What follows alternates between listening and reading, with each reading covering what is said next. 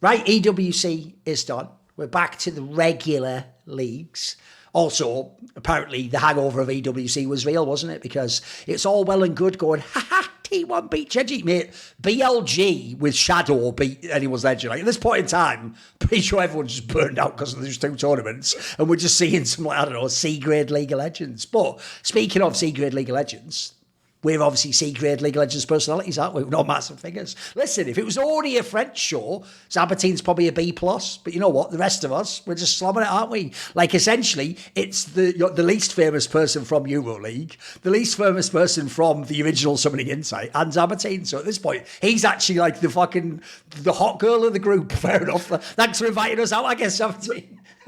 I just noticed, Thorin, we actually added an additional person to the show, and I'm still the least famous. It's like, yeah, I know. No matter how many people we add to the show, I'm still at the end of the totem pole. It's not looking good. I know. Listen, if someone can go, he previously coached Immortals, and then you're like, I'm still third. Then yeah, you haven't really killed it in the esports industry, have you? Then again, you were just a fan. To be fair, listen, go the other way. You were on a Discord a few years ago, so not bad. Yeah, that's like you climbed out of Bane's pit, mate. That's pretty good. Not bad. Not bad. Yeah. Listen, we all know the only person who lets complete randoms onto shows with real people in esports is Don Jake. But enough about Don Jake. A little bit of a shot there. It wasn't even that Don Jake. It was more of the idiots that were on his stream. Anyway, let's get on with the episode. So obviously, Hot Take Point made League of Legends Edition is back. We will, in this episode, tease in some fan takes. If you want to submit a fan take, it's easy. You subscribe to Last Nation Discord. There is a channel like LOL-hot-takes. Just put your take in there. If you don't want us to read your name out, go ahead and say so, because spoiler, if your take is shit, we will roast the ever-loving fuck out of you. That just goes hand in hand with that. That's all good. To be fair, I roast people who are actually in the industry or even friends of mine. So that's, in a way, there's a begrudging love behind the roasting.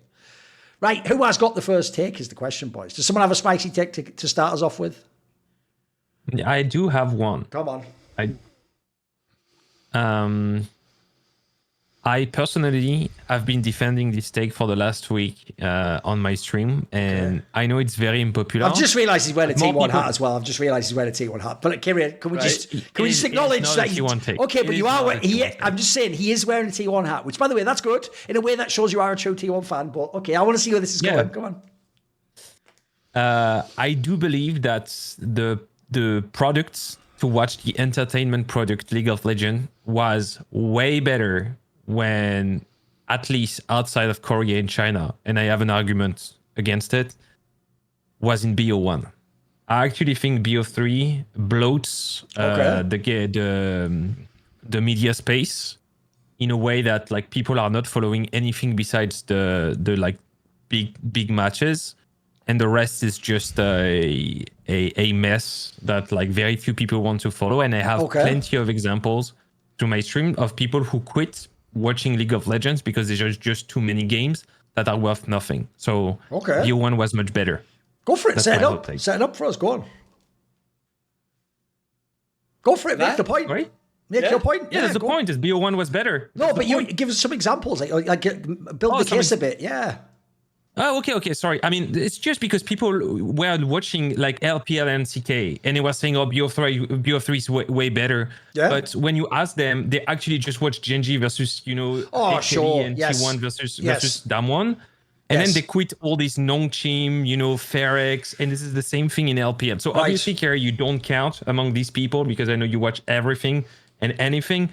But I would say for vast majority, people think they like BO3 because they have more of the best matches. Sure. But the reality is they wish for their downfall because now they have 3 Rogue versus SK. They have 3, Summoner, Shopify Rebellion versus Dignitas. They have, and a lot of these games, because worse teams are bad at playing red side in Fearless, they get exponentially worse with Fearless. So now we're served with a massive slop of hundreds and hundreds of hours of bad League of Legends on the name of these very few matches that are cherry picked by the audience, and people think they're better. But I would sign for like BO1 all across the board and switching to BO5 way faster in the season, but at least having the cheaters go in BO1 because I don't want to watch as many games of like LFL or like Division 2. And I think BO3 is terrible, especially in Fearless, because the draft in BO3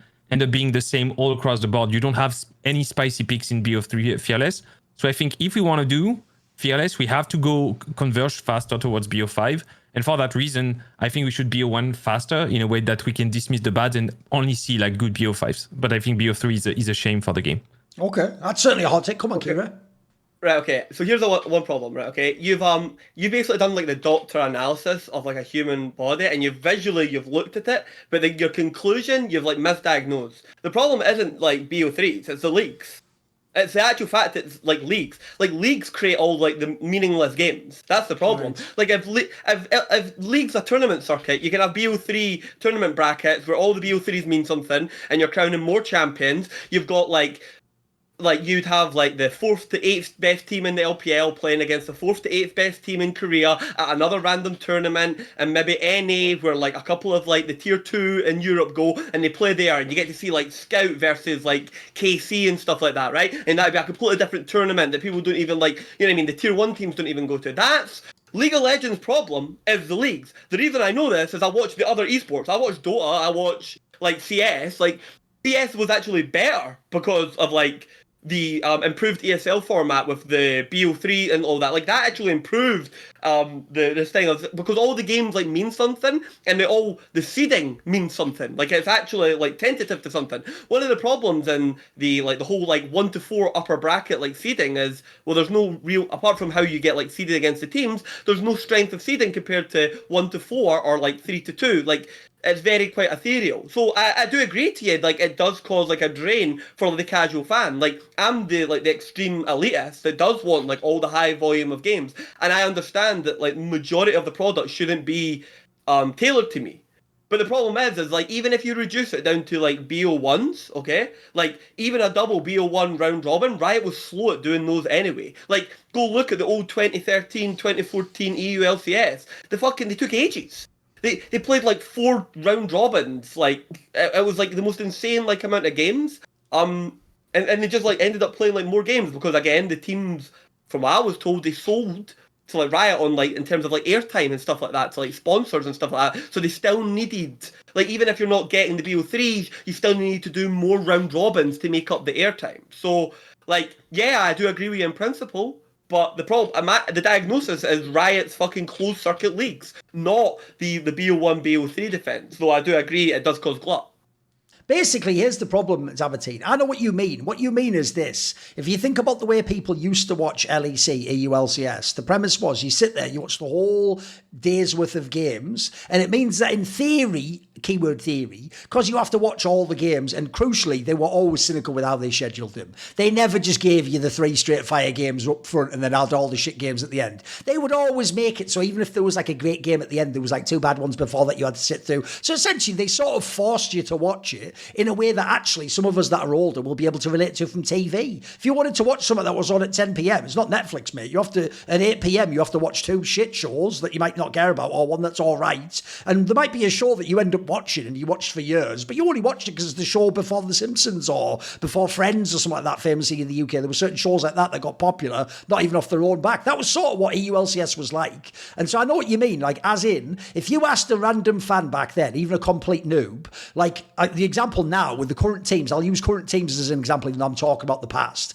If I asked someone today with the old format, tell me about SK Gaming in LEC, they could tell me, bro. They watched the games. They would have a sense of who was good, who was bad. Put it this way, I think, to use the same example, Zaboutine, if you ask someone from last split, how good is SK Gaming, someone might actually say, oh, I'm a huge LEC fan, but I never watch SK unless they play my team. Like, they'd have no fucking clue. They wouldn't know, actually, what is the difference between SK and Heretics or SK and fucking Rogue. Like, they don't watch those games. I'm with you. So the problem is, I do feel like, one, it's sort of just become with BO3s. I agree with you. People were always doing that on LCK, bro. It's why when even pros would try to argue with me about LCK, I was like, mate, behind the scenes, we both know you just watch, like you say, the big marquee matchup. You don't watch when Fear X plays fucking Gen G. You know, you skip that match because you know it's going to be a 2-0. You don't give a fuck. So there's that part. So I think, first of all, we're actually more like sports in that sense. Like I've always said, one thing I've never understood is people constantly draw the comparison between sports and esports, but then we actually schedule esports in a way no sport would ever be done. Like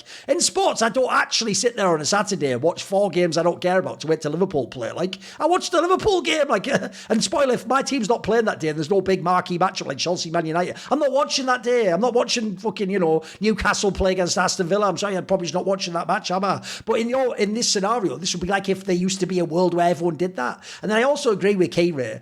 This is actually a factor where I think tournaments do change it as well. Because in tournaments, you can skip the bad ones and essentially you have more of the good marquee matchups that everyone wants to watch, playoff games, etc. So I know what he means by that. But it is a good hot take because I do think actually the average fan has been so conditioned by all the years of LCS and EOCS. I think they would agree with you. I think that's why I think they were against BO3s for so long. Really what they meant is that, which is why I don't want to watch the bad teams play. But essentially, I'm more in like the Keire boat. Like I will just watch the good games. I'll just skip the bad game. I don't care as much. So I think it's a good hot take. I don't agree because, I'm just someone who comes from the world of tournaments, so I don't need to. Also, I will just say this angle here, which goes like this.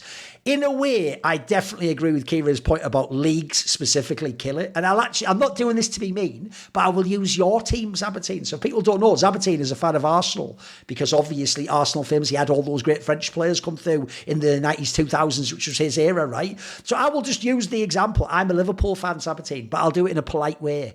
If you were an Arsenal fan this season, the whole narrative was we're going to catch Liverpool, right? Eventually, they're going to start to slip at the end of the season. We never lose, basically. Look, we didn't win a lot of games, but we never lose. We always at least draw. We have great defence. So what's going to happen is at the end of the season, basically, it's the equivalent of scaling in League of Legends. We don't have to do anything, but we're just going to win by just being consistent and event, right? Notice how every Arsenal fan had to drop that about 3 to 4 weeks before the end of the season because they fucked up their own games and they knew they probably couldn't win anymore. So it didn't then become, oh, well, it's fine. We're still second. Still love watching Arsenal. No. Every topic became like, the fucking Premier League shit now, isn't it? Or like, the league was bad this year. Or, I need to try. And meanwhile, I think this makes Keire's point. What did every Arsenal fan quickly do? Bro, who gives a fuck about the Premier League? Champions League, baby. Yeah. Hey, look, we just beat Real Madrid. Yeah, we might actually be the best. Like, bro, that just shows that, like, tournament formats are what everyone loves the most, mate.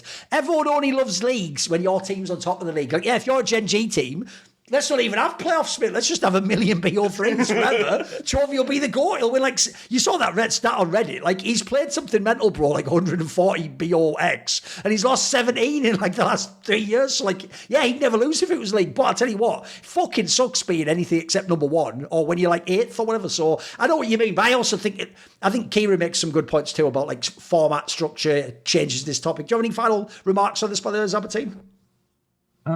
There is one point that you guys didn't touch about that I think is interesting is the BO3 for Fearless, which I think is a really, as someone who consumes an healthy amount. Is it significantly different to the old BO3s?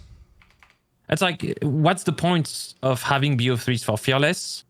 It's like if Fearless has to be the standard, we should have as few matches that are not BO5 because that's where like the spikes happen. Right. So I think we should cut short of regular seasons as fast as we can with BO1s and converge towards more double elimination. Oh yeah. BO5, which should By be the way, standard. That was the other thing I was going to address. I'm glad you brought that up. Here's the paradox, though, Zaboutine.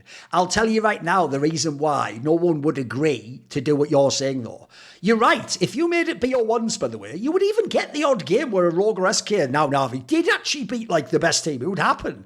But that's exactly why no one would want to go to BO1s, because on the one hand, it makes the chance of the upset bigger, but it also means that you'll get every now and then one actual real good team not make it to the BO5 part. Do you know what I mean? Like, essentially, what you essentially selected for in the BO1 part will make people just whine when that... It wouldn't be the best teams, obviously, but let's give an example. Like, let's say, like, a Vitality, for example, the only reason they missed the playoffs, where they could maybe have done something to BO5, is because they lost the BO1 at the very end in a, then people are just whinging about that. So I know what you mean, but I also feel like this is a bit of a whack-a-mole. Wherever you poke here, it just pushes the problem out elsewhere, There's not really a perfect solution here, which is kind of what we're talking about here. So I think we've all made different points about the format. I've got two things just quickly, right? Had you went for the Zaboutine, T1 2023 can't happen, because by BO1s they wouldn't have qualified for Worlds. They would have lost too many series. Oh, like the summer one, you mean, right? Yeah, the summer one, they wouldn't have made Worlds. They literally just, like, would not have qualified. So, like, that's, like, one of your, like, big problems is, like the things like that can happen. Like, and then, by the way, not DRX, the Zeka dev team couldn't have made it either, because they wouldn't have made it with BO1s either. Oh, They had a right. 49% win rate in LCK. They literally didn't even have a positive win rate Right. going into like LCK. So like they also like couldn't have made it on the BO1 like standard as well. So like there's like a lot of like stuff that's really weak. And by the way, this is where I do agree with you. I do understand where like the glut of it comes. It's just one thing I will say. See in the BO3 Fearless thing, Zaboutine, mate, everyone fucking moaned and bitched and moaned and told me Fearless was going to be great. And every single person now that Fearless is here has told me it's not suitable for BO3 and it's also in BO5 it makes the 5th game not that good. So when is it good? The 4th game of a series? I don't like Fearless, so... Okay. Wait, so it's good for fucking one game, game 4. It's only game 4 it's good for. So you've just blown up the thing that I love just so you can have a good game 4. It's like, what the It's like being born in a leap year. What the fuck is this? What a weird argument to it. It's like being born on a leap year. Okay, whatever. Listen, that's a good. It's iconic. I'll give you that. Right? Do you have a take now, Keire? I actually do. I've been going over this one, and I was actually triggered. Okay, I had to go fucking rewatch. Like, why are HLE just like so bad? Like, not bad, but like becoming underwhelming. And like a lot of the actual problems, right? And I've noticed this, and this isn't even like a hang of the take.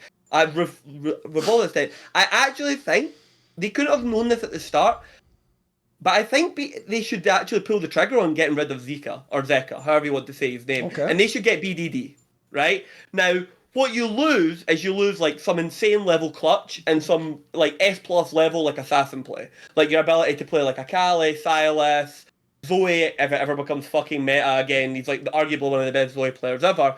But what you gain in terms of like depth of like strategies, you gain a lot of flexibility with like Zeus and like shared ability to like flex to like champion pools and like picks, and you also gain a huge amount of like fearless stuff. Like BDD's like got some of like the largest champion pools. He's someone that can pull out like the set into like Zillion and stuff that he done to like Bjergsen at like Worlds years ago because he himself is also like a Zillion player. He like can play like the tank mids. He's like does share like a lot of the assassins, and I actually think BDD would be a much better fit. And the other part of this is a lot of people were like contextual in terms of like, is BDD KT's era just like a flash in the pan? You know what I mean? It's just like, like for one split, he's just going to be a super carry. Basically, from like 3 years, like 2.5 years, he's basically replaced like Showmaker and the Elite Four mid laners. It's basically been like Chove, Knight, BDD, and then just a mixture of like Scout and Faker, then like whoever else you want to like, or like Zeka, like times and that. Like he has been unbelievably consistent, and if you look at the way that like BDD like loses like games and all that, it's never actually like blowouts. It's just like he's basically just trapped in like one of the most elo hell situations, and he's not let it kind of like mentally like phase. You've got to remember, this is a guy that pushed KT to almost was 1 game away from replacing the world champions of 2024 at Worlds last year. And I really think they should have like pulled the trigger on this move a lot earlier. And if they're not going to pull the trigger, I think they should really consider it. And I'm a big like Zeka fan. But in terms of like progressing the team forward and like ensuring that you can keep up with Gen G and maybe like T1 like in the future, I think is maybe what you're going to have to do, because I think that is going to just be the course of history. So your hot take is Zeka should be replaced by BDD, yeah? Yeah. Okay. What do you think, Zaboutine? It's a very hard take. I am not a Zeka fan personally. I always feel like, I mean, it kind of it echoes with the first hot take, right? I think that people like Zeka really shine when like the competitive iteration is pretty short. Like he can really shine through like 2, 3, 4 weeks. I mean, winter was pretty short. I think first end was short as well. When the meta is set, it really helps him. I think that the meta converging as well towards Azir Talia blind was not the best for him, which I think BDD really shines on. And on top of that, I think that since the introduction of Annie and a lot of other picks in the mid lane, I don't think that someone like Zeka has a lot of standout picks. Sylas is probably one of them, but Sylas struggles in the current meta. Like it doesn't have like an insane win rate either. Akali is a pretty hard counter pick to pull. Ahri is probably the weakest state it's been in like 3 years. And Yone is pretty much permaban or picked, or is completely left behind because nobody plays him. But I think like overall, it's a pretty bad time to beat Zeka overall. So I would say, like, for me, it's more a player that under the right condition will really can even be the best and like dominate people like Chovy 1v1 in laning. But on the other hand, if the meta doesn't fit him, he's not very consistent at all, and he's not that clutch if he doesn't have the right picks for it. And for that reason, yeah, I think at the current state, I think it's not that much of a hot take to say that BDD just bringing consistency against mid laners like Faker and especially like Chovy, just being, you know, even CS, laning very, very carefully, being able to blind pick mages, which is pretty like convenient in terms of draft when you can like just go Orianna 2-3 blue side and things like this. So for all these reasons, I think it's not that hot of a take, but where I would challenge the take is just the caliber of BDD as a player. I think that he's always been in the shadow of a lot of other mid laners in the world. I think, for instance, Shanks, Knights are better. Like what are your odds of becoming the best team in the world if BDD is your mid laner? I think it's pretty low, because if you just want someone consistent, you're not gonna get places. And when you have to face the top 2, top 3 teams in the world, I think they're still gonna be a mid diff. So I would say if you want to win trophies, you stay with Zeka. If you want to get better in League, yeah, I think BDD would be an upgrade.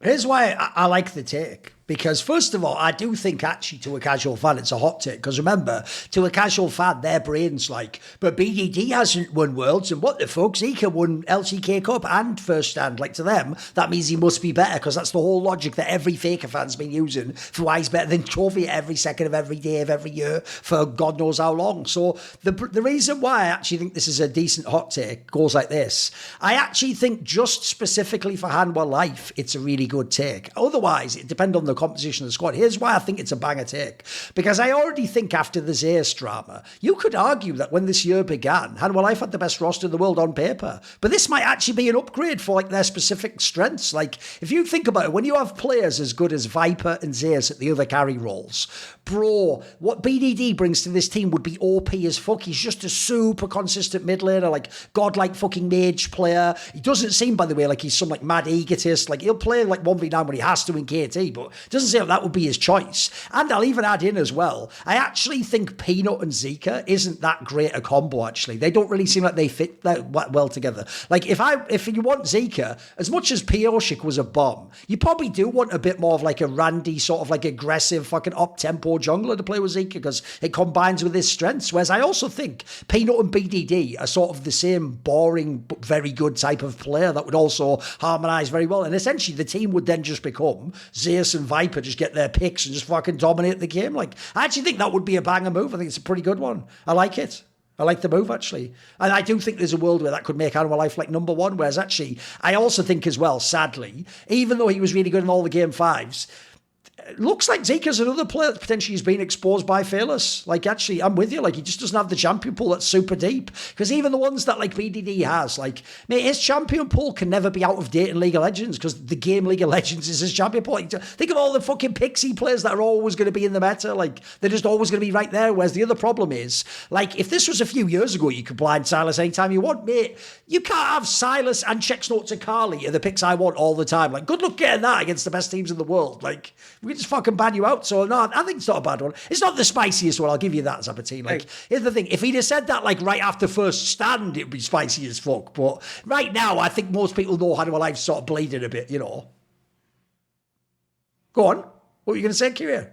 No. I would have been spicier at the time, but like the thing is like I don't think like Hanwha, like they'll maybe like spike to like win tournaments, but I don't think Hanwha will like just naturally like over like ride these other teams. I actually think they will be like with Fearless like being here to like stay. They have like kind of stuck themselves in a rut where they can like do like a First Stand, but like they are kind of just going to be like the victims of like T1 being good on a patch. Like T1 is as good on as many patches as they are as they would be in terms of like, you know what I mean, like vice versa. So like it's kind of just hard, and when you've got that concentration of talent, like, it's not really acceptable. I'm sorry, like, it really isn't. Like, that's the thing. Like, that team's there to win. And every time you're not winning, it's really bad.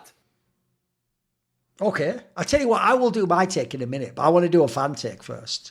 So, fan take goes, Big Boy says, right, get ready, you're going to have to cast your mind back now, boys, because we're going back in time 6 years. He says, without all the cvMax drama and Sword coming back into the main roster of Griffin, Griffin would have won Worlds in Season 9.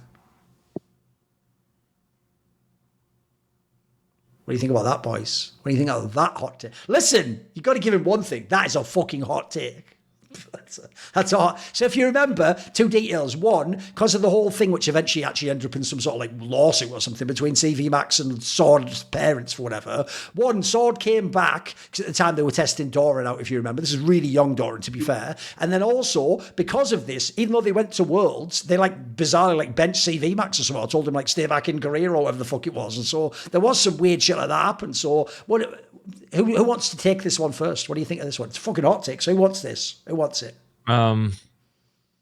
So I have some insight about 2018 Griffin that wasn't at Worlds and was smashing everyone in Scrim at Worlds. Like the finalists, like IG at 2018, IG and Fnatic were demolished by Griffin. So I know like the peak of this team was probably like world contender for sure. But you have to weigh that with the inexperience of the players, and you have to weigh that with the competition that was very fierce. And I think, for instance, 2019 Worlds, I do believe in that probably can be a hot take, but I think with the way the game was designed back then, and Doinby would have been world champion on that patch, kind of like regardless of the teammates, because of how insane. I mean, he had an ADC that was like really playing out of his mind, but it was the best time in the history of League to play push and roam. It was completely overpowered, and very few teams were playing it that way, just proactive push and roam. And I think for that reason, it was really the Doinby patch. I think on any other more traditional patch, FPX wasn't the best team at all. But for that reason, I don't think that Griffin would have been a contender. On top of having a lot of like very inexperienced players, and I think, for instance, a player like Chovy, back then he was playing a lot of like melee, like Aatrox. You remember it was the Aatrox Urgot mid meta, and he was not really like this 1v9 mage machine that he became eventually. So for a lot of reasons, I think the players were just the diamond in the rough, and they didn't peak for a good reason. And it took pretty much like 3 to 4 years for all of these players to actually really shine, where Damwon was way more fast to win on stage tournament. That's why they won in 2020. So I don't believe that this team had it. But that said, I think the peak of this team was something else, even in 2019. I have actually got a bit of a patrician's taste about this. I actually think like IG was one of the only like really favourable matchups, because the Shy versus Sword is just untenable, and then their coach decided that their Chovy was going to play tanks and Sword was going to play carries, and it's probably like one of the worst like. It's probably one of like the worst draft like strategical like things to have ever like been done on like a live stage of game. Like the joke is, and it's like hilarious if you watch it, Viper plays absolutely out of his mind. But like Sword is actually just like a black hole of resources. It just doesn't matter. Like the actual like carries of Griffin like play it out. But the problem is like they can't override like the rules of like League of Legends. And the second thing is, I think people do a bit of like revisionist history with like FPX. FPX were almost going to go to Game 5 versus IG, and then the Shy fucked up like a combination of spells on Kayle that he's basically never fucked up. Like at that time, that version of the Shy, he hasn't really been known to like fuck up. Yeah, he became more of like a guy known for like making big like glaring errors and stuff like that. But like he literally did just suicide into Doinby. Like okay, like yeah, if that happens, it's like yeah, if Kanavi walks into the pit as Belveth and Faker's Azir and he just 3-shots him, yeah, I suppose yeah, T1 do just win the world championship. Like there are like there not so much black swan events, but there's like random like to it. Like FPX, I don't think were like guaranteed, like as people say, and also behind the scenes you also got the whole like rock paper scissors of like T1 were beating FPX were beating G2, and G2 were beating like T1. Mate, that world has got to be one of the most open world championships to have like ever existed. The only thing I would say is cvMax isn't the best drafting coach either, and he could have easily have done like these types of like mental like drafts as well that really absolutely like snooker the team. However, had the drama not happened and the team actually just entered like as the unit, I do think there would have been a chance. I think Griffin were really hard to beat on that patch. And had they just played like the version of Griffin, that was in LCK, they would have had like a chance. Because like G2 dusted off like T1 for them, they had like the mental block again. So it sounds crazy, but like like a lot of people just can't like mirror match it in their head how they think the things work out. The problem I have with this take, there's two parts to it. So one is what actually did happen, and then one is like the retcon, like you say, of all the players in Griffin. So one thing I would obviously ask this guy is this. Well, what was stopping them winning fucking LCK when neither of those things were the case? Oh, that's right. Every time they made the LCK final, they just lost to T1, who, by the way, it wasn't like peak T1. That was like actually like more of like a middle of the table sort of T1 that like could win everything, but wasn't like insanely dangerous. Remember, it was the Teddy fucking started with Teddy Matter, then it went to like Teddy whatever for the fucking effort or whatever it was. Like that was rough. So first of all, they didn't win domestically, and there's a reason they didn't, which is, bro, the problem you're doing here. I get why you're doing it. This is why, by the way, people like me will always have an important place in esports, because when you, a fan today, look up on a website all the names, your brain thinks of who the name is today. You can't make yourself do the version history and go back to who they were in 2019. So what you're doing is what everyone loves to do at the moment, which is technically all the current members of the lineup you're talking about with Thorin all playing top teams, don't they? Thorin plays on T1, Viper plays on Hanwha Life, fucking Tarzan plays for Anyone's Legend, Chovy plays in Gen G, and then Lehens plays in Nongshim, right? So in theory, you look at that roster, they're all really relevant players who've been champions recently, or they're top players. So what you do is you go, holy fuck, wait, in history, they were all on one team. Imagine how good that team would be. And it's like, no, because what you're forgetting is they're not the player they are today. I'll just run through the roster quickly. Thorin back then, believe it or not, it's why it's funny that they had Sword. His whole job was just play carries. And by the way, he wasn't that good at it. He was like actually pretty fragile. Like he would just like play an Aatrox and fuck it up in the game. Like the joke is, Sword might have been a dickhead, it seems like, as a person in the team, but he could play a fucking Scion and just weak side it and let other people carry for mid and ADC. He had that fucking nailed. That's why I think Keire. The other thing people forget is, if you look at that weird draft where he was playing all the carries top lane and Chovy's playing, that almost seems to me like he did that because it was like fuck you to the team or something, you know, because of this whole thing with the coaching. It looked like he went over. That was like a guy being like a delinquent in school, you know, and like fucking putting permanent marker on the board or something. Like he was just fucking with someone by doing that. Then also, I'll go through everyone else. Tarzan was insane that year, but he was also a fucking choker. There's a reason he's had this rep until this year. The guy just fell apart in every final. It never made sense. I thought he was the best jungler in the world, but not in a fucking final series. Chovy himself, as you said, look, no one makes you press the key in the fucking draft. Like, this guy chose to lock in melee champions when he was probably the best, like, raw laner maybe ever to play League of Legends. Like, if you choose to do that, mate, like, I can't make you win the game. And then the bot lane, even the bot lane wasn't as good. Look, I do think Viper was already insane. But Lehens was definitely not this player he's been these last 3 years, where he's got this rep as this shot caller and genius. It was just a fucking guy who played with Viper at the time and had good hands. That's it. Like, and then finally, listen, I'm the biggest cvMax mark of all time, but I understand he's a flawed gem and incredibly flawed at that. Like, this guy has certain areas where it's like, the joke I've always said is,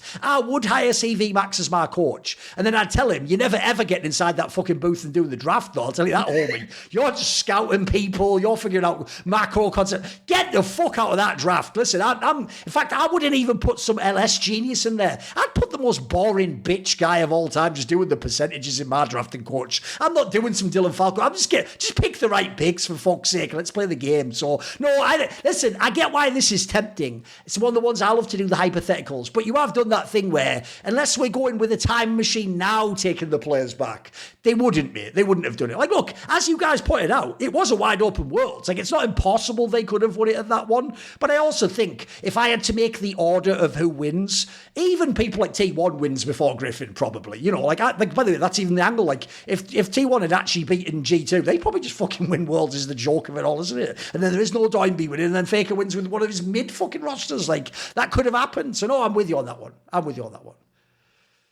But I've got a good one. Here's my take. Here's my hot take, boys. Right, this hot take is going to have two parts to it, because it's going to have a little prediction for the future, and it's got the hypothetical component. So here it goes. Being as currently recent champion of EWC and MSI is obviously Canyon from Jungle, right? I do think if you were someone who thinks Canyon isn't the greatest jungler, it's getting harder, because if you use like accomplishments, he has an unbelievable trophy cabinet. He's got the body of work. He's got longevity. He's got everything at this point in time. Like, what doesn't he have is the question, right? He's just got it all. So realistically, just like with Faker, anyone you put up against him, you're not really going off what they did now. You're going off like their potential, what they could have done, or other, other aspects of how they played the game. So here's so being as at the moment, everyone would just take other great players as the. I'll give you the hot take, and here's the hot take.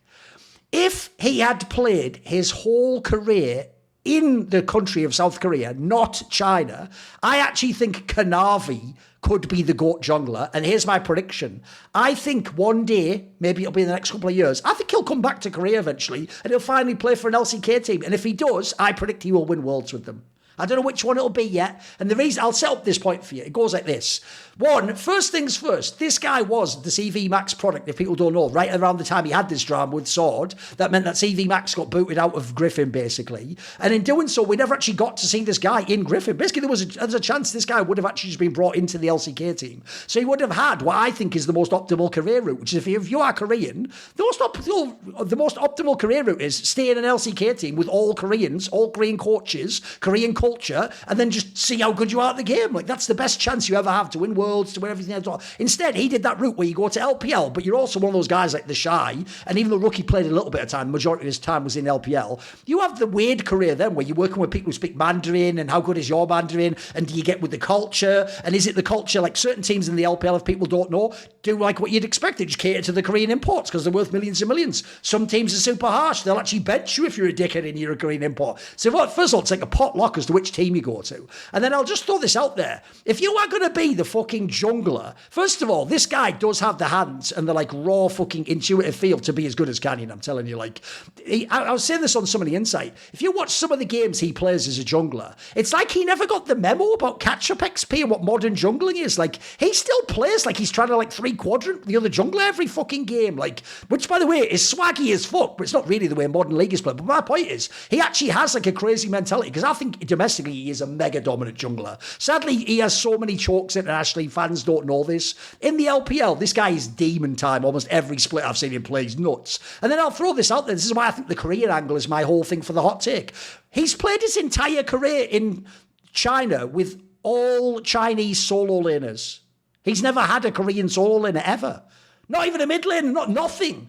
Bro, if you are a god jungler with mad fucking skills and great pathing, give me some fucking Koreans. Can I have Korean solo laners? That's how you win if you're a jungler, mate. So I actually do think this guy, obviously he's a million miles from being the GOAT jungler now. He's mainly just the GOAT LPL jungler or something stupid like that. But I think he really had the talent to do it. Like, this guy, just like Tarzan had crazy potential. This guy he's one of those people who in the alternate world of Doctor Strange, there's a timeline this guy could have been the GOAT. There's your hot take, boys. Come at me.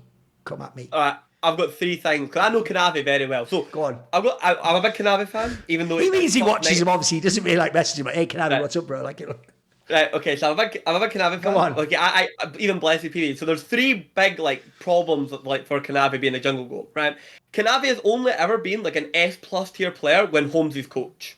There's the first one. Like that is a direct correlation. This is his current coach, yeah, true. Yeah, it's his current coach. Kanavi, and he's got the same curse as Zoom and 369. For whatever reason, when Holmes their coach, he whispers into their little ear. Okay. And he's like, oh yeah, don't forget about home. I am Korea. I have run Korea to you. And they just turn into these players that they just aren't, like when he's not there. He is just the fucking whisperer for some like players. And when he's not there, he's a little bit more flawed. He's a little bit more just not as clean, not as crisp, not as like good. So that's the first like kind of weird thing about like Kanavi. Second of all, he is like mega, but he does have like a weird like international choke on him. Not crazy, but like it ain't the best. He was there with the twice with GDG, once as a mega favourite, and like didn't go well. He blew 2023 out the fucking water, and then like MSI, he was actually like pretty fucking mega, so I can't really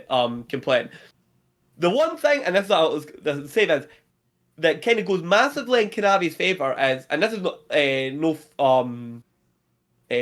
fault of his own. You can actually watch like Kanavi's like POV, so you can actually get like to know more like about of like what the communications and that are going on right here. So because it's not in like the narrative of like people to like talk about it, because nobody like frames them as being like a shot caller, right? If you basically just went and watched all of Kanavi's POVs, you would come back to me, you'd be like, oh, he's a shot caller. But because notice how that's not the narrative that anyone wants to push. Though they want to push it for people like Mako and people like Meng and Xiaohu, but because nobody talks about it, like for Kanavi, he doesn't get any of the credit. Basically, Kanavi's one of the most like vocal fucking, I'm doing my shit right now, we're all doing it, or I'm going to fucking send this game players in the fucking LPL. He spam pings like a fucking motherfucker. He's a psychopath. He pings like fucking non-stop. He's the only player I've ever seen type to a teammate, by the way. Like actually type something in the fucking game, by the way, like straight up, like just letters.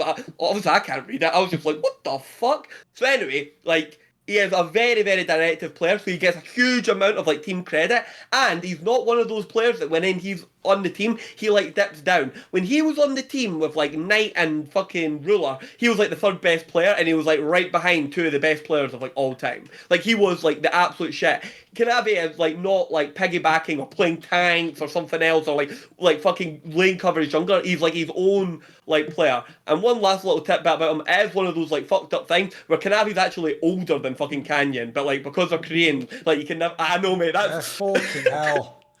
Yeah, I know, man. That's one of those ones. Okay. You fried my brain there. Yeah, that's one of those ones that cooks someone anytime you hear it. That Kanavi's actually older than Canyon, so that one, no one's ever prepared for that one. Fucking hell. Come on, Zaboutine. It's. I am not as much of an LPL watcher, so obviously my judgment's probably biased. He was part of the Asian game team, right? Yeah. Wasn't he? Yeah, they picked him for that. Yeah. I remember because he was just straight up JDG, and I got a huge disappointment seeing him play, actually, because it felt like, as you said, Keire, the fact that you can't control the jungle, you can't be the GOAT. Like, where I respect Canyon the most as a player, and probably Tarzan as well, is the fact that be able to switch between very aggressive playstyles and being just control matching. You know, if you can't be the GOAT of a jungle if you can't have a good Ivern game or a good Maokai game or just a blind Sejuani, right? Like these games are like extremely important to win trophies, and the consistency of players that can't do that for me is prevent them from being the GOAT. And most of the best junglers, sorry, Keire, do you want to add something? No, I was going to say, it's funny, Kanavi's like one of the best Ivern players. He's actually good at Ivern, by the way. He can play Ivern. Yeah, but I'm just laughing. He means his style, though. I know what you mean. Yeah, I know. It was more of a metaphor. I think, for instance, I like, know. the Sejuani game from Inspire that we saw at MSI, for instance, is one of a signature for me of a top tier jungle, because you can play these champs and win the game out of just being at the right time and just not fucking up your basic spells of a very simple champion. Kanavi is a Vibe player, which says it all. Like, he's probably, and he was the best Vibe player in the world when JGG was like the top team. And I think Vibe players are incomplete. Like there is something in their brain that force, like they have to force things all the time to make it work. By the way, wouldn't you say this also applies to like Razork, for example? I think he has the same issue, mate. Yes, obviously. I think Kanavi, Razork, like that's where like Elioya, for instance, in Europe shines more, where Razork sometimes has bad games and stuff like this. It's like being able to pick a bad or a weak champ and being impactful is extremely important. Bengi does it, Honor does it, you have Tarzan does it. Kanavi sometimes, if he doesn't have the right matchup, shuts down. And that's the thing that prevents him from being the GOAT. But to your point, Thorin, maybe if he had stayed in Korea, and that's very hypothetical, that's why it's a good hot take, he could have learned that, because I think you cannot survive in Korea playing as aggressive as like just solo queue jungle do. Yes. Whereas in China is the only home of aggressive jungle pretty much throughout history, outside of like Spirit and very few like Korean junglers. All of them have to learn the covering lanes. And that's not something you learn in LPL, because in LPL they're like, my jungle is moving, I'm moving with him, and that's it. And let's hope for the best. So if he had stayed, maybe he would have become the best. But I think in terms of pure hands, I do believe like Canyon is just way more versatile. Like he wins team fights And even Honor, they win team fights probably like single-handedly sometimes just as better players. And I don't think Kanavi has the best. Like he has flows, even in terms of hands. But that's my take. Okay. I've got another fan take for you. So this is an interesting one. Bot Pounder 420, the notorious Bot Pounder 420, says Riot killing the open circuit is not just the worst thing that's happened in League, but in the entire history of esports. So, and that's it. He didn't, because he's Bot Pounder 420, he didn't even give us any more reasons. He just left, he just said that and then walked out the room. So thoughts, Keire? So, outside of like the double like match fixing scandal, like killing StarCraft Brood War and then killing the start of affecting the start of StarCraft 2 with, was it Life? I can't Yeah, remember. It was Life. Yeah. I always get his name mixed up with someone else. Outside of that, like literally just fucking nuking like probably one of the greatest games and one of the greatest like eras of like esports like ever. And it's up there. Like it genuinely is up there. Like there is like a Twilight Zone episode of League of Legends where like no talk show has to like ever talk about formats or fucking Riot controlling leagues or removing owners or fucking like shit like this because you know what I mean we just had like an open like unnaturalized open circuit like and again like the beautiful thing is like the game I'm more native to in terms of like Dota like we have this so we and even with like people's brains being broken in Dota with like TI because of the way the tournament is, right? Okay, people still respect the rest of the circuit. You know what I mean? Like people still like the OG team are literally called like the Kings of Summer and the Kings of like Spring, and you know what I mean? Like the TL team of like Kuroki was literally like considered like one of the greatest teams of all time because they went over to China and they broke Newbie's win streak, 100 game like win streak, and they like flew out to fucking like beat them in some like crazy fucking like honor shit. It's mad, and you get these stories like Thorin. You'll know this. Like I have like a real hard time saying Cyril's like the greatest StarCraft player ever because he won't go and play in GSL. And I know like GSL isn't what it was anymore, Code S, right? Okay, but going to Korea and beating team Koreans in Korea is its own monolith. I don't know. In League of Legends, the only people that experienced it were the people in Season 2. But beating Koreans in Korea is like in like OGN and stuff like that is its own like thing. Like it is an achievement that like is reserved for someone only almost like prodigious of like Western players. And like 3 people have done it ever. Like the Overwatch guys, Gur, and then one other person done it. So it's like like incredible. And again, we've been denied all this. And it's just what could have been. And I know what could have been actually like amazing because I've seen it in every other game, and it would have fit League of Legends perfectly with the patches, the fans, tier 2, everything. It was actually a 1-to-1 match, but because Riot are controlling cunts, they killed it.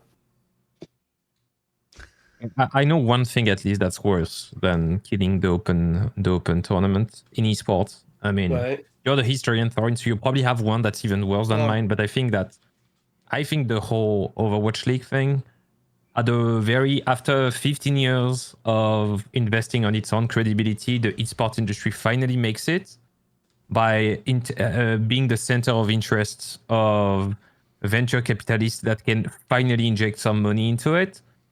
But the Overwatch League promising all these guys, wonders in terms of investment and having zero delivery at the other end of the tunnel and resulting in all VCs in the world just pulling their money back and leaving, slamming the door and not having any interest, ensuring a monetary growth in the whole ecosystem is probably slightly worse than having Riots blocking some open tour teams to access better leagues. But I might be wrong. I just feel like it's probably terrible. I do believe it's terrible that Riot, by wanting to secure investment, killed a lot of its own esports, and they have a very hard time walking it back. Know that like the soil is more fertile for an open-ended circuit. But I would say that, for instance, the impact on the Overwatch League on the investment side of esports is just like unmatched in terms of negatives. I know people have to run towards, like Saudi and stuff like this to find the money because it doesn't come from the Western world anymore. So I think that was at least one example of things that were way worse than what Riot did in terms of competitive. Put it this way, I actually sort of agree with you on this, Zaboutine, because the thing is, it's one of those ones where I can go both ways. Like, I actually think the point Bot Panda makes, I'll make my own version of it in a second. The hypothetical of what could have been of League of Legends. Yeah, I agree with Keire. It could have been the biggest thing literally ever. And remember, it already was anyway, essentially in esports as it is. But I've always given the analogy that what Riot did with League of Legends is like barely beating someone driving a Ford Fiesta, but you're driving like a fucking Lamborghini. It's like, bro, you're supposed to win by miles. Like, you're not supposed to win by that much. Like, yeah, you beat CS, a game that doesn't have Korea and China. Congrats. Like, what the fuck? You'd have to really fuck it up to not do that when you have Korea and China on your side. So what I would say is, the reason I agree with you, Zaboutine, is just the actual real world impact of the Overwatch League was just poison in so many areas. Like, first of all, remember, it was actually the first big buy-in franchise league. And remember, we're now finding out that, like, LCS was overpriced at $10 million a slot. Bro, they were asking for $30 million. Remember, for Season 2, the prices went up.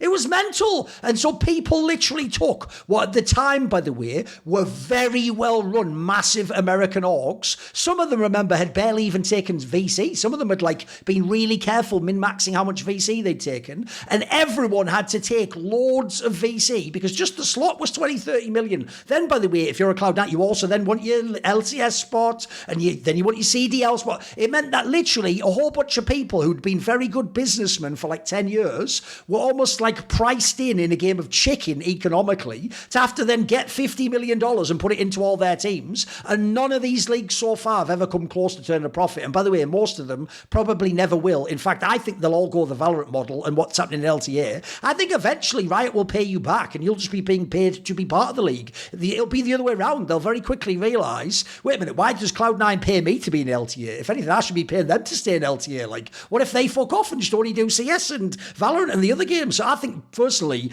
actually, the next 5 years of esports is undoing all the fucking problems of Overwatch League. Then I'll add in as well, one of the most insane things people don't get that Overwatch fucked was two things that were essential for the future of esports to be massive. One, they got that enormous deal from Twitch where they got like 80 or 90 million dollars for the rights. I can tell you, I have to say this carefully because in theory you can get sued for these things. Essentially, Twitch fired the person who made that deal because it was so clearly like some insane like Nepo deal where they just like knew Bobby Kotick or something and just was sort of like, that was like some government corruption shit. You know, the thing that drives everyone crazy with government corruption is how cheap these fuckers are. Like, you give a guy on the council, a bribe of $100,000 and he gives you a contract that's like for $20 million to build a building. Well, if you're the people getting ripped off, you're like, bro, you're fucking us out of 20 million for the sake of you getting 100k. Like, what a piece of shit you are. That's the Overwatch. That's the esports equivalent of that. After that, Twitch literally went to the point where, like, now, not only will they not pay you to ever have a fucking event anymore, by the way, everyone's events are just free now at this point in time. Like, that actually proved there wasn't any value in it. Well, broadcast rights are enormous in sports. Anyone who watches football knows the entire reason the Premier League is so big is because they get everyone in England to pay for satellite TV, basically, to watch the games. Like, that is bigger than going to the ground and paying for your ticket and going in. Like, there's more money in it. That's how teams literally, that's why getting relegated from the Premier League kills you as a squad, because you lose all that insane money every year. And then I'd also say, lastly, they didn't just come and rip off, Cloud9 and Team Liquid. Oh, it's worse than that. Bobby Kotick burned your once-in-a-lifetime chance to get real sports owners to think they're going to be in esports. He got some of the biggest sports and companies in the world and was like, this is it. This is your time to come in. And they got burned so hard. I don't think some of them are ever coming back, boys. It's why, even though we make fun of them, they'll only now do a franchise league when it's like a game they already know. Like, oh, I'll do the video game version of NBA. Like, to me and you, we're like, why would you waste your money on that? Because at least they think, well, at least I know basketball. At least I have a sense of what I'm fucking watching. I tried your Overwatch League shit. I got my arse handed to me and that league's dead now. So, like, I agree. The real world damage Overwatch League can never be understated. But now I'll do the hypothetical. Because this is why people have always thought I was super salty. Whenever on Summoning Insight, I would always say, I think Riot actually have done... Put it this way, I'll never hate on them. They haven't done like an F-grade job with League of Legends esports. They've probably done like B-. I'll even be generous, B-. You know, there've been times it was pretty good. There've been times it was pretty bad. I think some of the decisions they made were bad. But at the same time, like I said, they don't have a competitor. No one else ever had the entire world of esports watching the game at the same time. So with what they had, they still did win the race. They got the B-, but they could have been A+. And the first things first, what's the thing I always said on all my shows as to why if people from Counter-Strike or Quake or Dota said to me, why the fuck are you wasting your time in League of Legends? It's like for little kids or something. I would always tell them, because you know what League of Legends has that no other game in esports history has? Every major region is trying their hardest to be the best in this game. So that means that, like, when I'm in Dota, famously, I always look around and go, mate, imagine what the Koreans would do if they'd ever really got in this game. When I'm in fucking Counter-Strike, I've even told mates of mine that are like first ballot Hall of Famers, like Simple and Get Right, oh, you are the GOATs, but we'll never know, because the joke is there's some kid playing League of Legends now might actually have handed you your ass, mate. Like, you'll never know this, and we'll never know. It'll have to only be hypothetical, but the problem is, if you get like 100,000 Korean kids and have them playing Counter-Strike Global Offensive for 10 years, you would have some GOAT players. You'd have some fucking really special guys who, like I said, might be a League of Legends Pro or Valorant Pro now or StarCraft Pro or whatever. So if all these other games don't have the whole world, so you have the whole world, then I'll add in. I actually think if you'd have had it be tournament format, the open circuit, not constant leagues, bro, I think viewership would be higher. Because a bit like the discussion earlier about the format, oh no, it wouldn't be for bad games. No one would give a fuck about a group stage game. You know how whenever you get like an MSI or an LCK final with T1 versus like a Gen G, the viewership just goes like this. Mate, think how many years we have wasted where we had Faker and Uzi I. By the way, they had guaranteed viewership in China and Korea. You could have had these guys meeting in international finals, Formula One style, every 2 months for like 10 years. That's how much viewership you just throw in the fucking bin, making it like, no, they do it once every 2 years. Like, that's like the game. Like, people know the stat already. Famously, Rookie and Faker never meet. They just play like a BO1 or something Worlds. That's it. Like, they don't ever meet.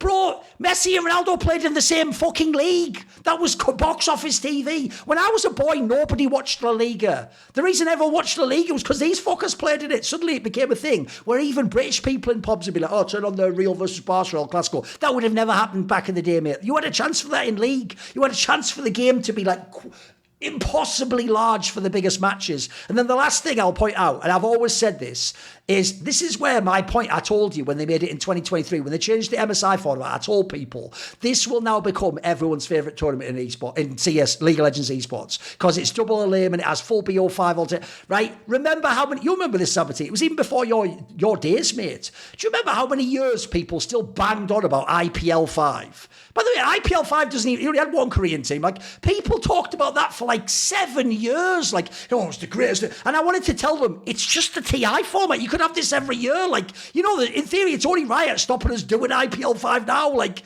and the joke is, all people wanted the whole time was a really good format, but they thought it was that tournament, mate. They thought, no, it's because of that tournament. Remember? And then World Elite and then Reckless on Flat. No, it was the format, you idiots. That format is, as proven by TI, probably just the best format for a World Championship. That's why you all had it. So essentially, even though it'll have to be purely hypothetical, like we can never really know if what I'm saying is true, I would just say other esports show that I think there was a chance for it to be big. So look, obviously he made it hyperbolic. It's the worst thing ever in the history of esport. That's a bit exact, but I'll go the other way. The difference is I don't think it stopped what I think could have been the best thing ever in esports. Like, I think if you took League and learned the lessons of the other esports, I do think it was the game that had the chance to go even bigger than this. I think it could have actually broken through, mate. Like, I think of all these countries that care so much, like, you could have had a fucking this game could have been the biggest game ever.